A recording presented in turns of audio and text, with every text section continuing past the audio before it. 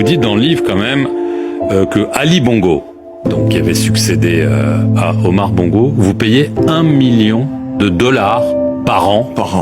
Entre 2009 et 2013, $1 million par an, Robert Bourgi, dans un pays où les routes, les hôpitaux, les écoles manquent. Vous n'avez pas mauvaise conscience quand même? Parce que ça, c'est juste le Gabon. Le reste, vous avez quand même gagné très bien votre vie. Vous dites que c'est du lobbying, mais vous comprenez que ces chiffres... Monsieur Kerenman, je suis là pour parler de mes mémoires. Vous voyez, moi je dis, vous allez dire sûrement que c'est... Le gars, il est de mauvaise foi, qu'il est mauvais ou tout ça, mais il n'a pas demandé sûrement qu'on lui paie ses sommes. Ce sont nos dirigeants africains qui décident de le faire. C'est une manière de consolider leur pouvoir, de renforcer leur pouvoir quelque part. Ils sont prêts à tout pour pouvoir financer des personnes, des institutions qui vont pouvoir renforcer leur pouvoir à long terme. Pourquoi pas à vie?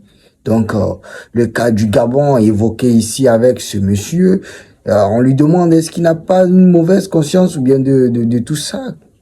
Bah, c'est nos dirigeants qui décident pour donner de l'argent. Il n'a pas demandé peut-être ça. Donc, je pense que quelque part, il faut reprocher nos dirigeants qui ne sont pas quelque part, moi je le dirais clairement, pas vraiment citoyens pour nous, pas vraiment partisans du développement de leur pays.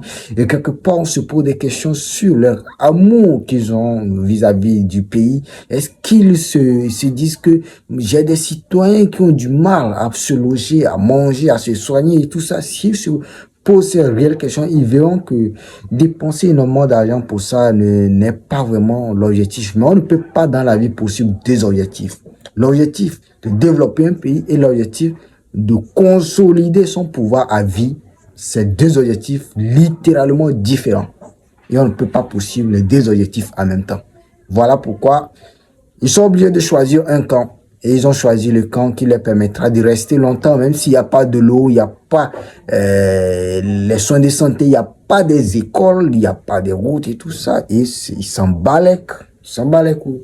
Donc c'est un peu ça et c'est quand même dommage.